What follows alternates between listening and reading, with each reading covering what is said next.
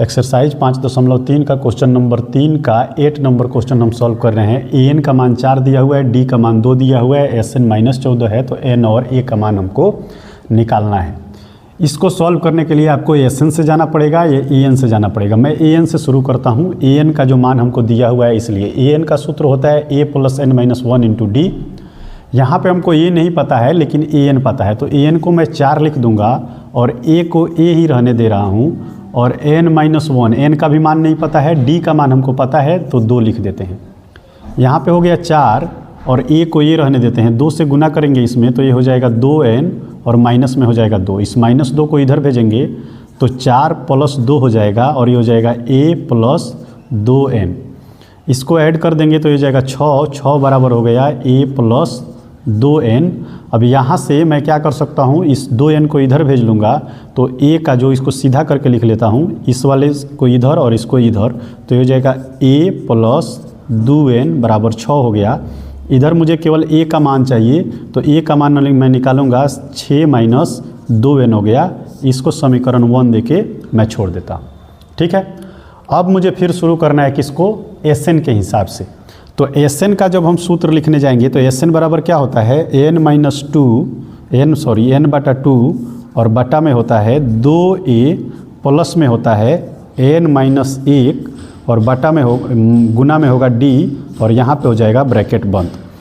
अब यहाँ पे Sn का मान हमको दिया हुआ है -14, तो यहाँ पे मैं -14 लिख सकता हूँ। इसको -14 यहाँ से लिख लिया। n का मान हमको नहीं पता है तो n को ऐसे ही रहने देते हैं, n/2 को, और 2a का वैल्यू हम यहाँ से रख देंगे 6 - 2n, तो यहाँ पे हो जाएगा 6 - 2n और प्लस में हो जाएगा n-1 और गुना में d का मान हमको पता है 2 दिया हुआ है क्वेश्चन में यहाँ पे, तो यहाँ पे कर देंगे 2।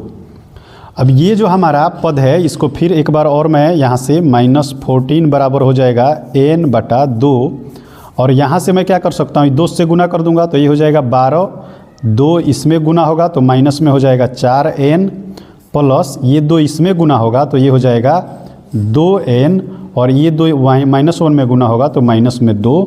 तो ये हमारा यहाँ पे समीकरण बना। अब इसको मैं उठा के लेके यहाँ पे आता हूँ, ध्यान से देखिए। यहाँ से मैं लेके जाऊँगा तो -14 बराबर क्या हो जाएगा, यहाँ पे देखिए तो n/2 है तो इसको बाहर को ऐसे ही रहने देते हैं, अंदर वाला पहले सॉल्व कर देते हैं। ये -12 है, 12 प्लस में है और माइनस में 4n है, प्लस में 2n, तो ये क्या हो जाएगा, माइनस में 2n हो जाएगा जुड़ने के बाद। तो यहाँ पे हो जाएगा 12 - 2n, और यहाँ पे क्या हो गया, 2 है और 12 है तो 12 में से 2 निकल जाएगा यहाँ पे, तो माइनस में 2 को 2 लिख देते हैं, ये फिर इसमें से निकलेगा तो हो गया -14 बराबर में हो गया n/2, और यहाँ पे जैसे ये 2 निकलेगा तो ये हो जाएगा 10 और ये हो जाएगा माइनस में 2n यहाँ पे।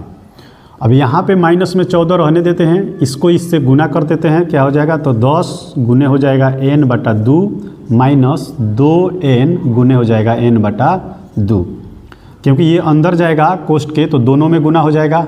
इसको इससे काटेंगे, 5 बार में कट जाएगा, और 2 से 2 को काट देंगे यहाँ पे। अब ये -14 है, इसको ऐसे ही रहने देते हैं, 5 और n गुना होकर क्या हो जाएगा 5n, और n गुना हो जाएगा माइनस में स्क्वायर। अब हमको करना क्या है कि इसको देखो, द्विघात समीकरण यहाँ पे बन रहा है तो ये सारे पद को मैं इधर लेके आ जाऊँगा, इधर 0 छोड़ दूंगा। तो -14 पहले से है तो इसको रहने देते हैं, ये आया तो इधर माइनस में हो जाएगा 5n, क्योंकि इधर प्लस में है, ये n² माइनस में है तो इधर आके प्लस में हो जाएगा, तो ये हो गया n² और बराबर में हो गया 0।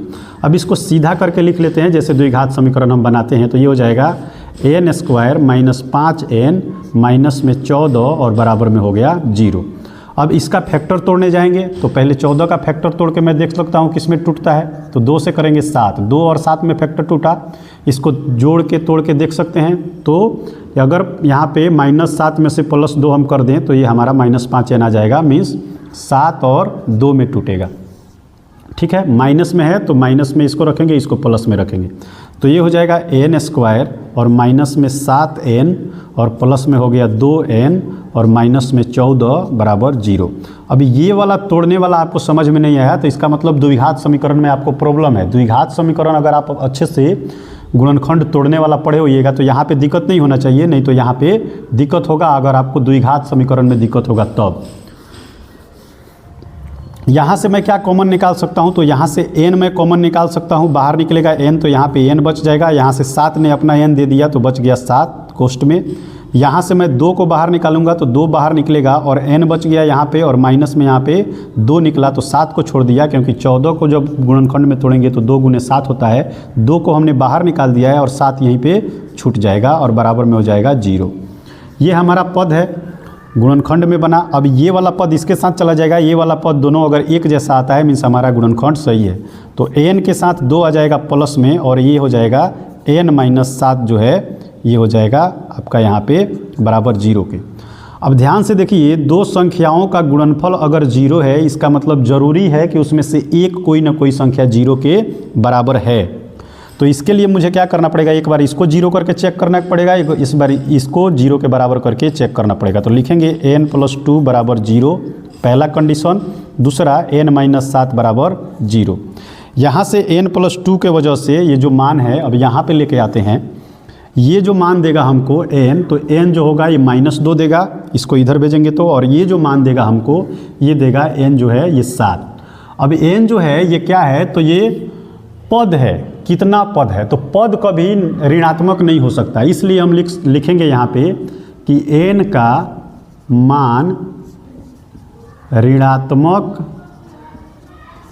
संभव नहीं है, इसलिए n बराबर जो है 7 हमको लेना है।